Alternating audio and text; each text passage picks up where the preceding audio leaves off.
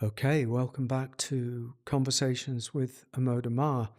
As those of you who are on the watching on video can see, we're trying something a little bit different today. For those of you on audio, I invite you to come and take a look at the video recording of this particular conversation, because we're trying to set up a little camera arrangement so that we can speak to each other live, and I can ask Amoda questions, and we can dialogue in the way that we have over the last, I think it's 45 or so episodes, developing episodes of the Conversations with Amoda Maa. So this is really quite an adventure, but we thought it would be fun, which I'm not so sure that it is, but it's certainly an adventure. It's taken me quite a few hours to set it up, and there's nobody else to set it up for us at this stage. So, enough of that. Greetings, Amoda. Greetings, Chloe. Okay. Let's explore one of the central themes, let's say, of your teaching, of the work that we do, the work that primarily comes from you, through you. And that is, let's call it, the courage to stay open. So we're going to explore its relevance, this openness, its relevance to ordinary life and to those on the path seeking freedom who maybe have been on the path for a long time. So it speaks to the mature seeker, but it also speaks just to how life is lived in this world, in this society, in this culture, and why openness is actually a fundamental theme to talk about, to invite people to. So if we're good about that, let me jump in and open this up quickly. Why? Why is openness so central to this teaching? That's actually a multi-layered question, or I should say a multi-layered answer.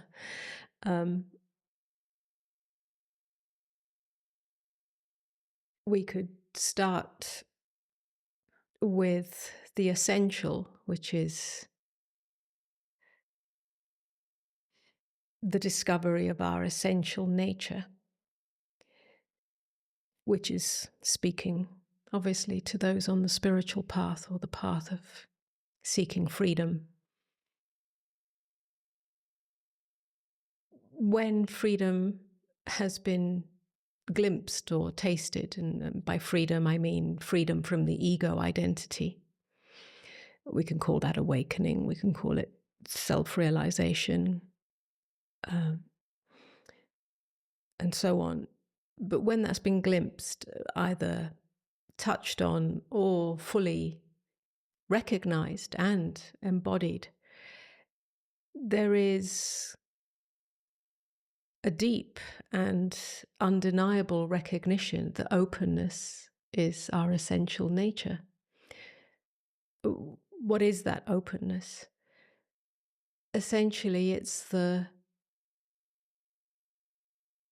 foundation or the ground of being.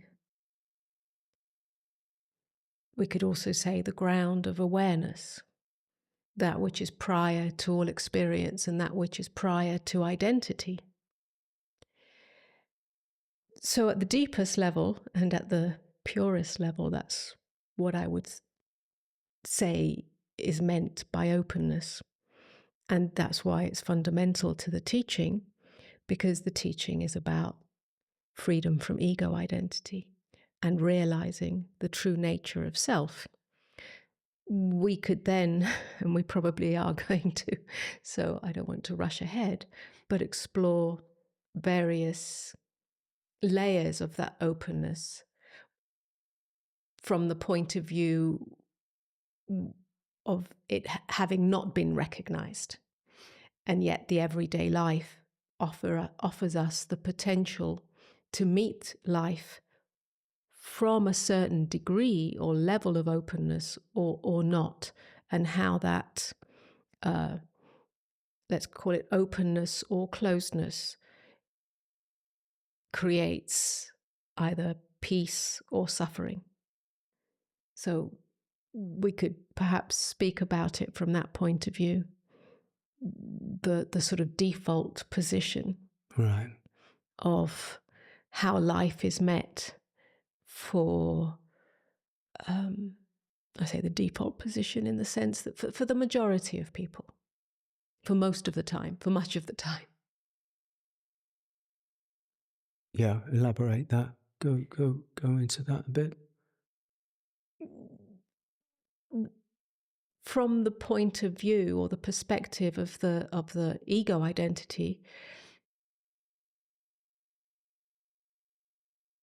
life is something to be controlled, or something to be managed, or something to be rejected. And when I say life, I mean those experiences of life which might cause us discomfort or might cause pain or some emotional reaction, and then those experiences of life that cause happiness or pleasure. Either way, we're trained unconsciously, when we haven't examined the true nature of self, to believe that we are a separate entity, a self, that needs to manage life, manage that moment by rejecting it so that it doesn't hurt us, so we can get rid of it, or by grasping it because it's pleasurable and we want to keep repeating that for ourselves and hold on to it. So this creates a fundamental error, which is one of believing that me and life are separate, and also believing that I can control life or manage life from that perspective. And that creates a contraction of the self, a contracted self, which has ramifications on a psychological level, on a nervous system level, on a physical level. Most people, many people, are operating from that.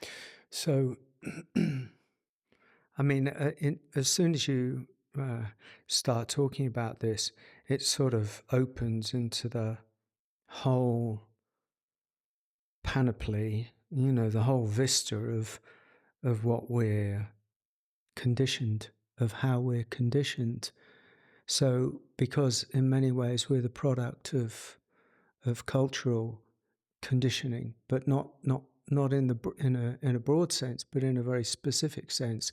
Because when I've looked into it now, I've seen that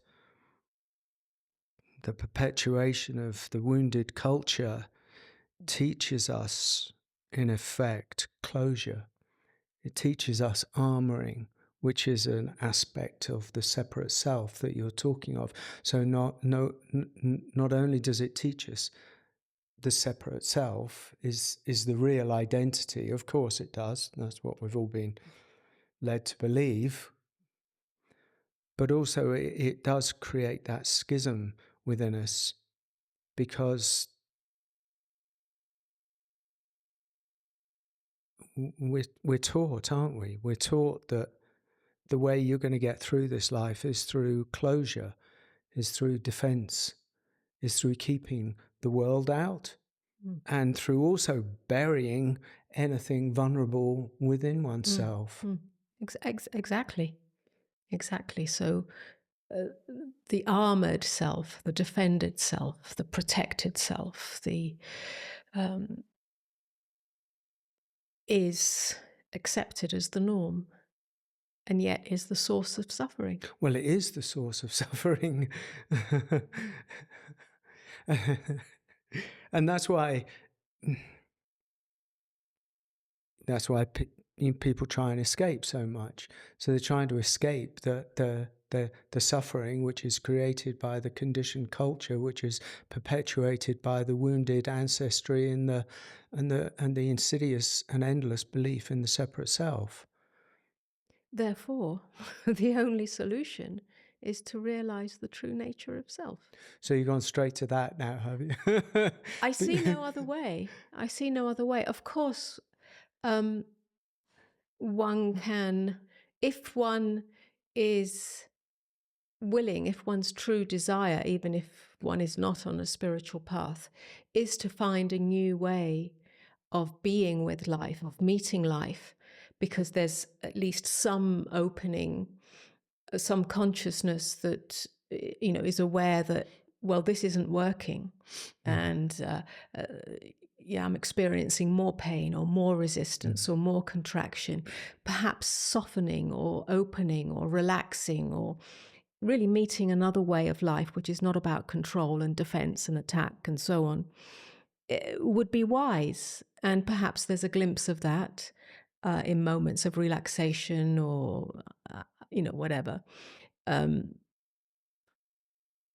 So there it starts. But ultimately, it has to go all the way. Ultimately, it is about realizing the true nature of self. Right. So when you say ultimately, is that because on the path of the self, let's say, the self that goes to therapy, the self that does the healing practices, in order to find a deeper peace, or to go beyond one's stories, the suffering of one's stories, which does, like you say, create a certain openness does happen with that. But you're saying that still leads to it doesn't lead to ultimate freedom. It leads to relative freedom. Okay. Yes, that's right. Yeah, because at some point there's another layer and another layer and another layer, whether it's not so much about what happens in life, my everyday life, but perhaps there has been a sort of letting go, if you like, of controlling life or rejecting life or resisting this moment.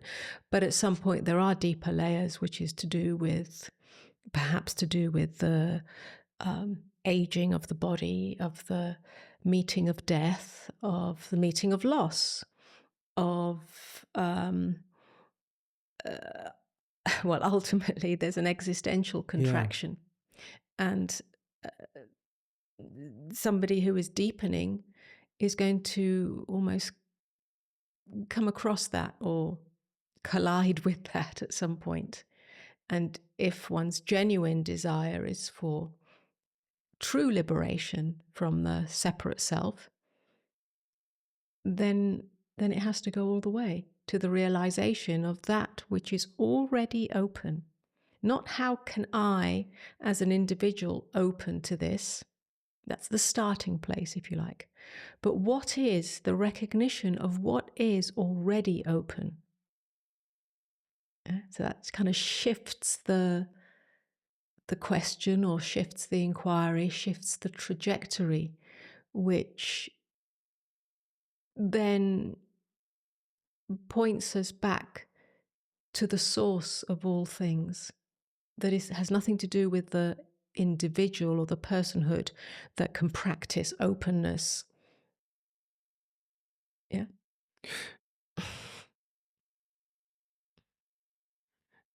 Does that, because what you're talking about is non-dual self-inquiry in many ways, to see what is prior to the self, what is below or beyond, which are not very good words, but I like what's prior to the self. So the self is here, but there's consciousness, awareness, what that openness, presumably. Is this progressive? Because we just talked about people, who aren't, don't want to go yet, or aren't ready, or haven't seen, or whatever the reason, are not going all the way, which takes quite a lot of something, so they're caught on still in the self that's trying to resolve the issues of the self, because that's what we've got. Is there a way of bypassing? I don't mean bypassing in a bad way. I mean cutting straight to the Rough direct path. tracking. Um, yes. um, the, the direct path,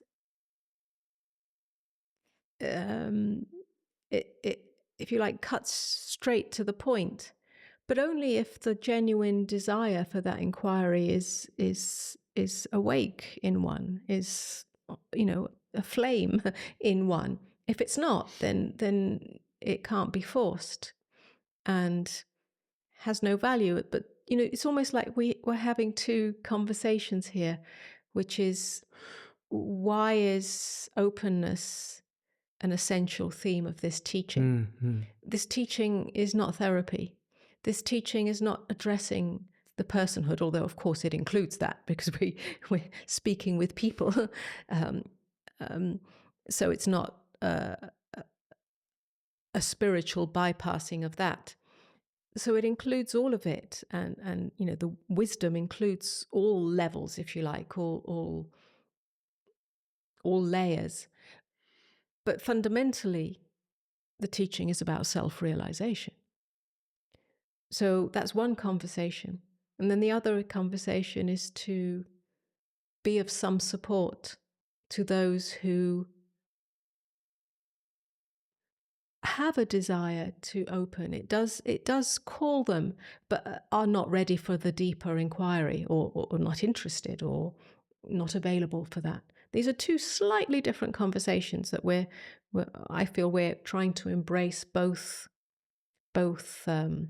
ends of the spectrum. Is that good, or should we how can we amalgamate them kind of in the, because it is useful to talk about openness not as a quality, but and not as a state, but as an abiding, you know, part of the teaching that you're talking about, you know. But when we talk about openness to the human being, you know, when we're trained, designed, cultured for actually, in many ways, for defendedness and closure, then you start talking about openness, and immediately we start talking about all the aspects of the self, which are what about my boundaries?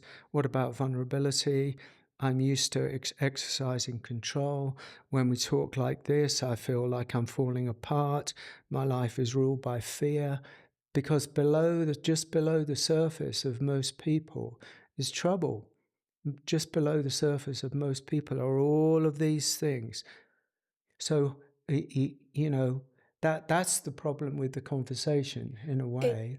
It is, and I don't really know the answer to that. And our conversations, at least in this format, do seem to embrace, or attempt to embrace, simply because they're conversations and not actual teachings, the whole spectrum. I find that both I know. interesting, valuable, and also somewhat of a challenge. Yeah. Because it's almost like carrying two baskets at the same time. Yeah. We have to say, and I will say, that this teaching is not about self-help. Yeah, you said and that. if that was the case, then we'd be offering and speaking more to the self, and how it can learn methods of openness and so on, many of the self-help practices, which are very valuable. I'm much more interested in yeah. So somehow we dance between those two. Here's the thing. And I appreciate what you're saying, because I agree. And it's like a razor's edge in many ways. And it is a bit of a surfing, you know, particularly for you, who holds a very, very, very, you know, in a way, specific frequency about that, a devotion to that self-realization only. But here's the thing that I've noticed is that many of those people who start out wondering what's wrong with the self, why can't I find peace, you know, all of these things that I've just talked about with the difficulty, actually behind what they think they're searching for is actually that which doesn't close, because most people are searching for the innocence of their true nature. And this is what you're talking about, is the innocence of true nature, not innocent in some moral way, but the pristine, unbroken nature of our essential nature. And so this is a good conversation, simply, even in its difficulty, because it does offer a little bridge. It does offer it's not a self-help your way to self-realization. It's like at a certain point on the journey, you're going to have to drop the fixation with self. You're going to have to drop the journey of self. And that's when it really begins. Absolutely. That's when it starts getting really, really rocky in many ways, but actually really start to get closer to the flame. Well, then one can keep on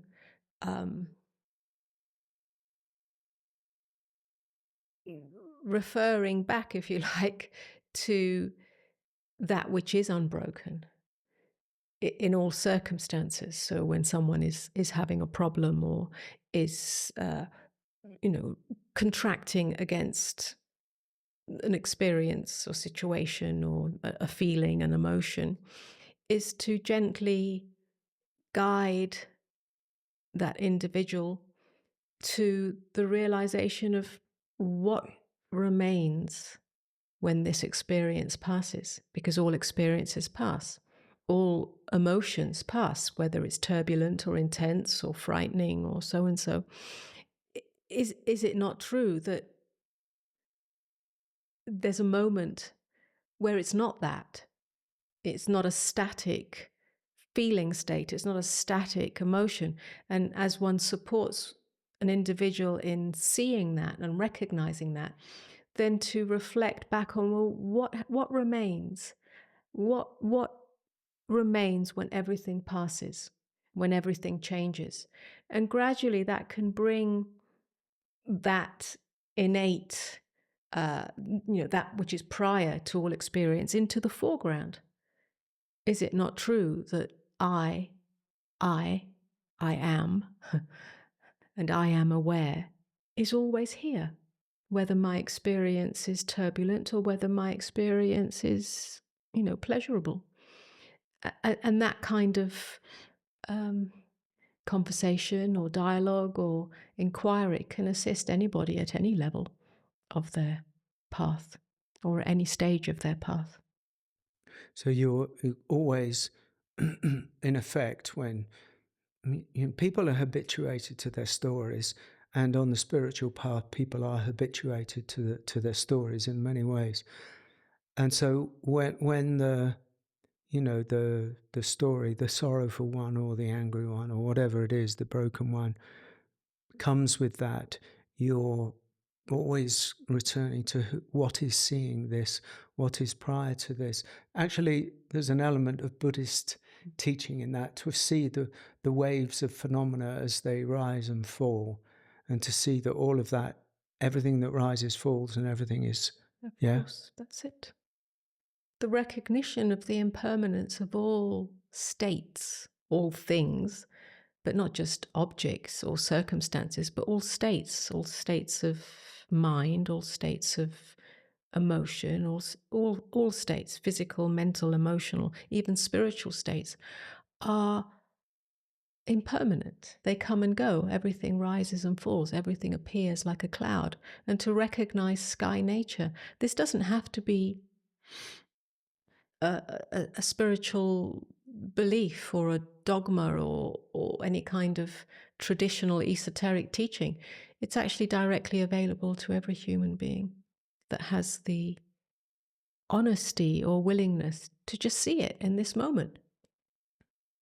And those that are available are it's like a little shift in perspective, in realization. Of course, it may not last.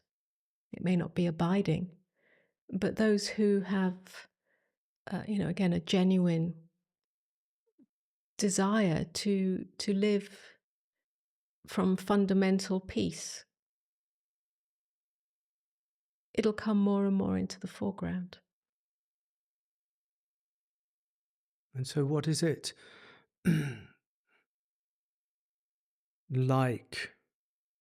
What does it look like to, walk in the world, which is, to be honest, quite a closed world? You can feel it, see it, know it energetically, because you're talking about the lived experience of awareness, in the world.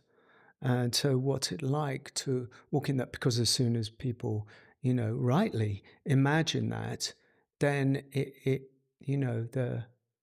there's a certain imagination that comes with it. What's it like?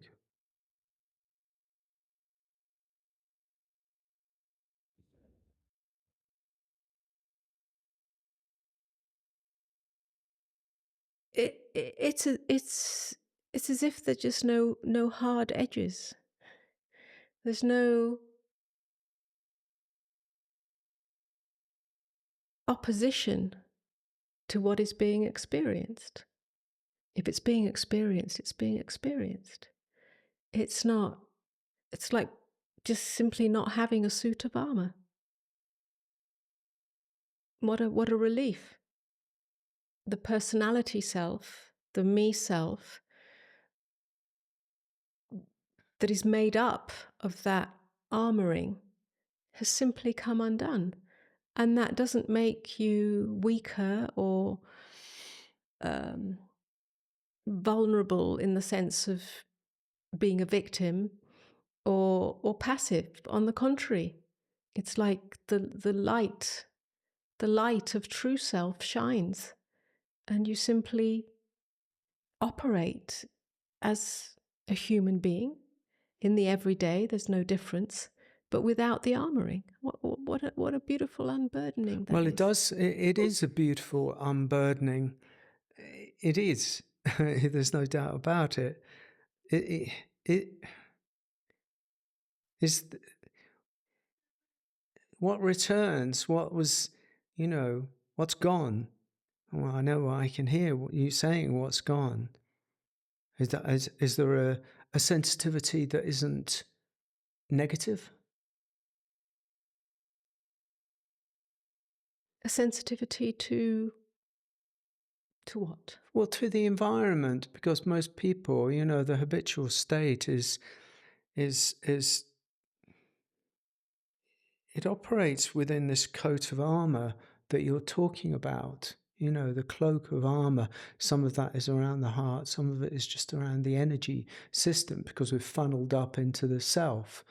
And so as openness becomes a more abiding state, so the feeling body, if you like, kind of wakes up. So the sensitivity of the organism kind of almost returns, but it hasn't got a story. Is this yes, what I think a better word than sensitivity is just simply attunement. Right. Well, you can, from sensitivity to attunement, then that's sensitivity implies that something is an ouch.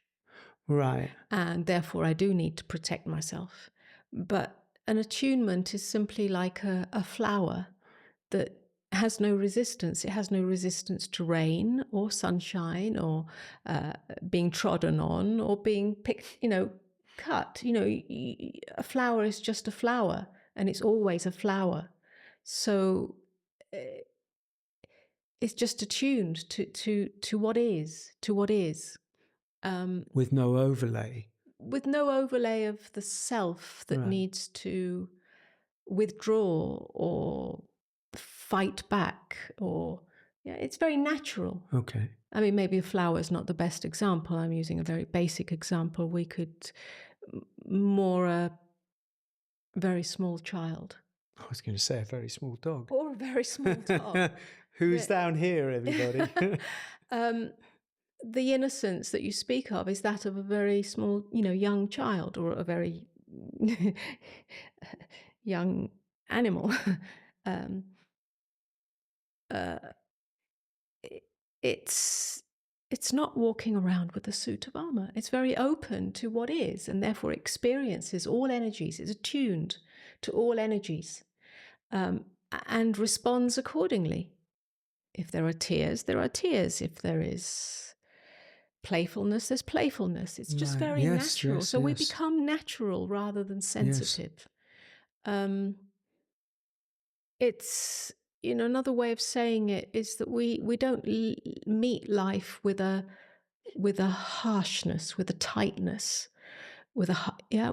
it's a very soft touch upon life. Okay, so And if there's a soft touch upon life and what is and what is and what is in your immediate experience, then life touches you very softly.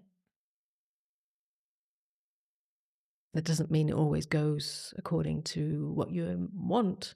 yeah, and it's a different It's framing just of perfection. soft. Yeah, That's it's soft. I think because what you're saying, and this is where it gets kind of interesting, is because the habitual self, the self that we're trained to condition to be, actually, unconsciously almost goes into almost every experience that it's having in a defended way. So it sets up its experience because it's going in alert to danger, alert to trouble. All of these kind of, the armor is already in place always, isn't it? Really, it takes quite a lot for the armor for a moment of non-armoring to be seen. That's why people say have an epiphany, or see love, or experience a wild sunset or something, and have an experience of no armor. It's like, wow, what's that? It's an enlightenment moment.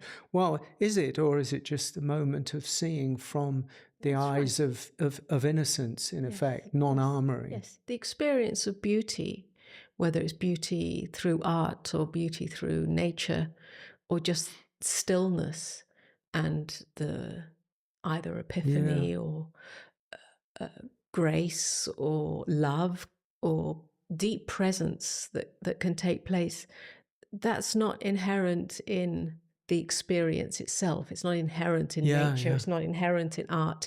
It's not inherent in anything that you're doing.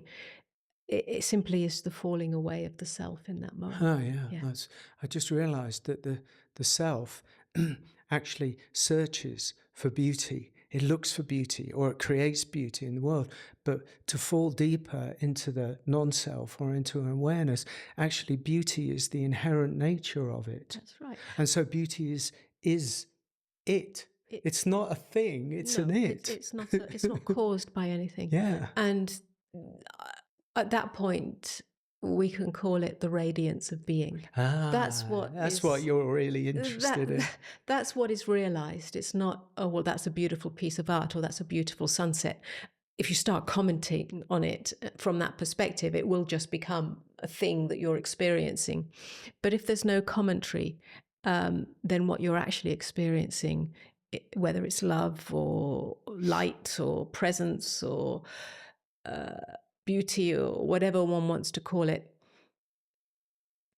is the radiance of your own being. And in fact, we can go beyond that. It's not just the radiance of your own being, it's the radiance of being that is inherent in all things. All right. That is the groundless ground of reality, which is actually what we're pointing to. So this is an interesting conversation, everybody, because we started out with one thing, and now I'm going to segue into. I'm sorry, it's slightly premature in so many ways, a couple of months or something premature, but this is the nature of what you've just been writing about, and is very possibly going to be the title of the new book that you've got. I didn't think we were going to talk about this, but since we've arrived at it, can you just open this up a bit and talk about it? Talk. I don't know what to say. Well, it is because it animates you when you spoke just that something. I mean, you've got a light that comes from you anyway, but that was an increased light intensity in that moment. It's the subject of the book because it is the whole of the teaching. It hasn't necessarily been expressed so clearly in that way up until quite recently. But that's what's revealed itself more and more not just as an inner knowing, because that's always been so, but through the expression of it. And therefore the book is a condensed version of that. Because as we started this conversation, everything that's offered here is pointing back to that. Again, not as a sort of spiritual ideology, or specific practice, or even a belief, but because that is the nature of freedom. And my only role, if you like, in this life is to point to that. I think and feel and that the whole human experience is really available to us in order to point us to that. Oh, okay. This is good. This is bringing this together. So our very human experience. This is big. Is not just here to all of the millions of stories that we've got around it, from suffering to, self-actualizing, or any of these things. You're inviting, and I know that we do this a lot in the work, is that life itself is reflecting back to us, or reflecting to us the radiance of beingness, of being. Yes, both. Every experience is a potential doorway to that radiance of being. And the whole purpose of life as a human incarnation at the deepest level is to realize that. It's not to create more comfort or more pleasure or more acquisition of any kind. That's all part of the human experience, and that's the Leela of life, and we can certainly enjoy that and not withdraw from that. But the ultimate, or the fundamental, or the existential purpose of life as a human incarnation is to realize that which we already are, which is the radiance of being. Why? Well, maybe I shouldn't ask that. Amoda, why? But, well, I don't know ultimately why, because this is one of the great mysteries. Why has existence come into existence? So that we realize that which is prior to existence.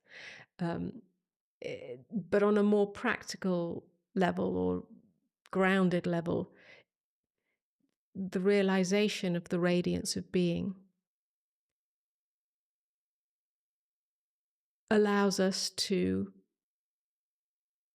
operate or function or to be and act and live in the world from that radiance of being. And that has very real ramifications, not only on the,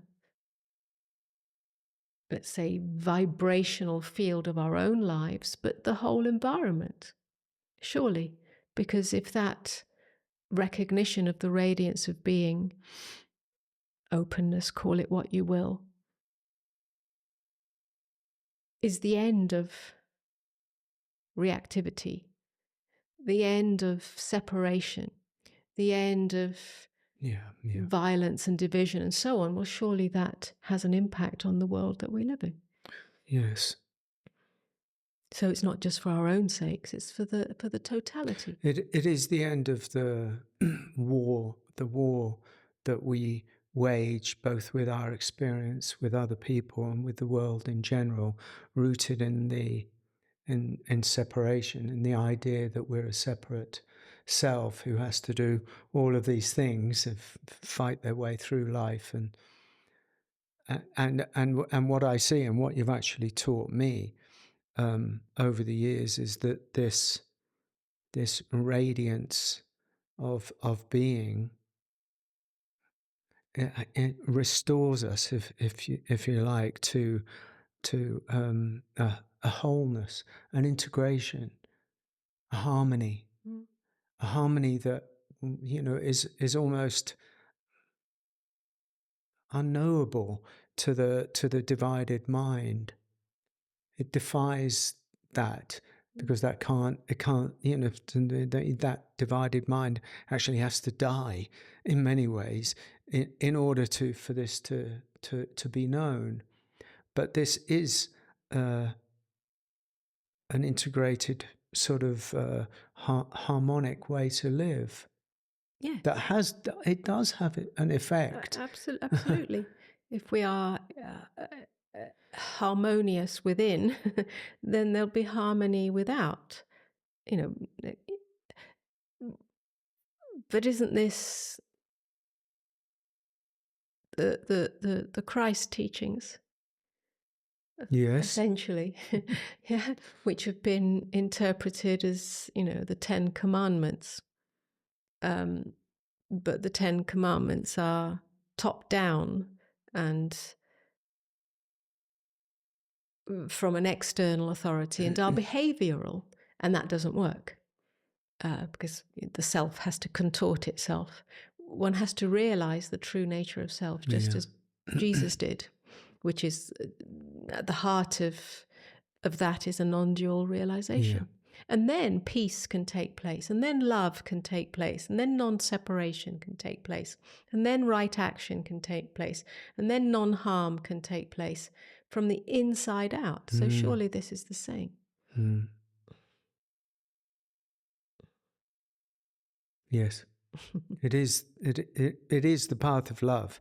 Ultimately, it is the path of... It's the path of love and peace. Yeah. But it has to be realized from within, and not as a, I have to do this or do that, or not do this or not do that, because none of that works for the self. It will eventually rebel. Or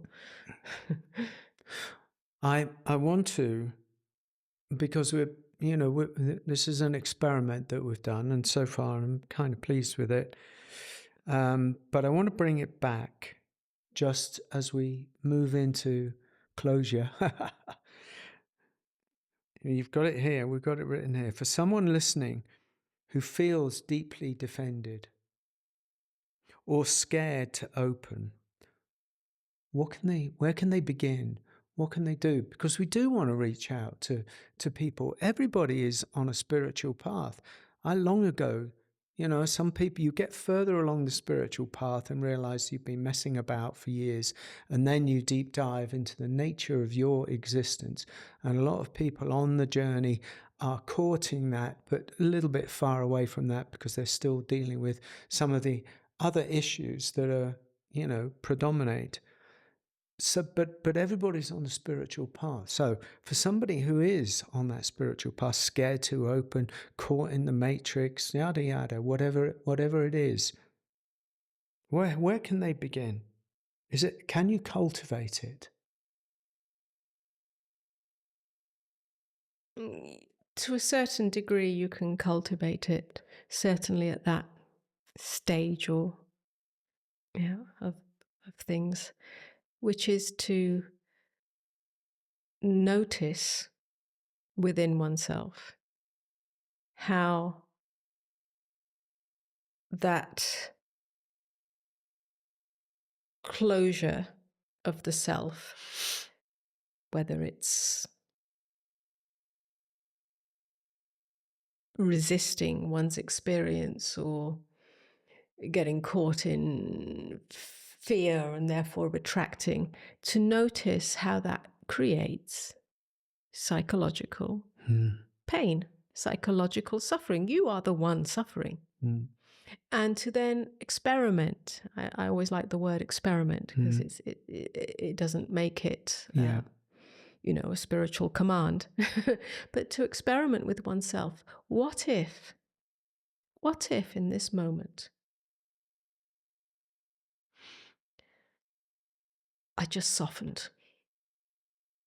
Everyone knows what relaxation feels like. And it's not just physical relaxation, although it can start with that. What if I just exhaled in this moment to notice how I'm actually tightening, not just in my mind, but in my body, because the two are the same. The body is a reflection of mind. To notice how the story that is playing out in my mind, this shouldn't be happening, this shouldn't be happening. Well, there's a good place to start. As soon as this shouldn't be happening to me, or this, I shouldn't be feeling this, is Yeah. a major one. If you notice that that's what you're saying to yourself, that's the narrative going on, well, first of all, notice it. Because noticing, observing, being honest with oneself is the first entry point. Oh, okay, so this is repeating itself. Well, hang on a minute, just stop. You're feeling this. So how can you say to yourself, I shouldn't be feeling this? This is insanity. You are feeling this. You're just trying not to feel it. What if you just allowed yourself to feel it? So we just talk about feeling right now, not circumstances. What usually feeling is triggered by circumstances. But what if I just allowed myself for a moment or a few moments or a few seconds to exhale and allow whatever is already here as a feeling to be felt without any resistance? And just find out what happens to you. What actually happens?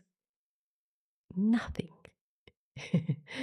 It may be uncomfortable, but it's only the thought that I shouldn't be feeling this, or it's too dangerous, or it's overbearing, or it's, whatever it might be, unbearable, that creates resistance. What if I just took an exhale and let this feeling wash through me? Experiment.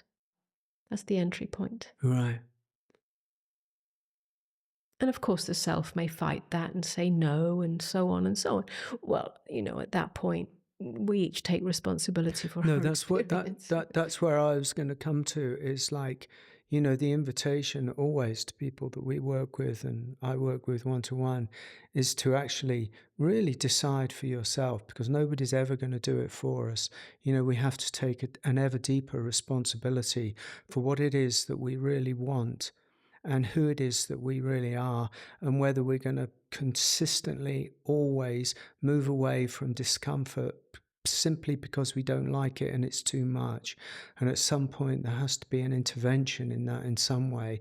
And a lot of people have tried the therapy and stuff, and that's worked for a while. But this is a different intervention. This is the intervention of softening. This is the intervention to say yes instead of no. Yeah, just This practice is, saying yes. isn't it? I mean, that's a great practice and it's a great entry point. And I seem to remember that was part of my journey, was just saying yes to everything.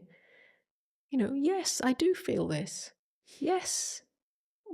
Yes, but don't remain in the, well, I'm scared and that's who I am. Yes.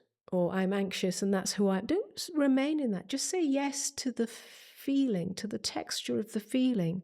And then inevitably there'll be another texture and another texture. It's constantly changing. It doesn't remain the same. No, it's only the thought that wraps around it that stays the same. If you stay there, if you get stuck in that. But you can actually just feel it and let it pass through. Or let it, just find out. Find out. Yeah, that's Have right. curiosity. Curiosity. Have curiosity, because feelings don't kill you. Your thoughts might eventually kill you because they create so much tension. But feelings don't kill you. No, they don't kill you. They just don't kill you. We have more capacity with our feeling body, with that which arises. I mean, you know me, I used to move away from anything I think that I felt. And now it doesn't matter. It's all part of the glorious whole. And that's an invitation to presence. And to me, the invitation to presence is the invitation to openness.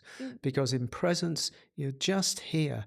Things arise. Whatever arises, love it. When it passes, love it.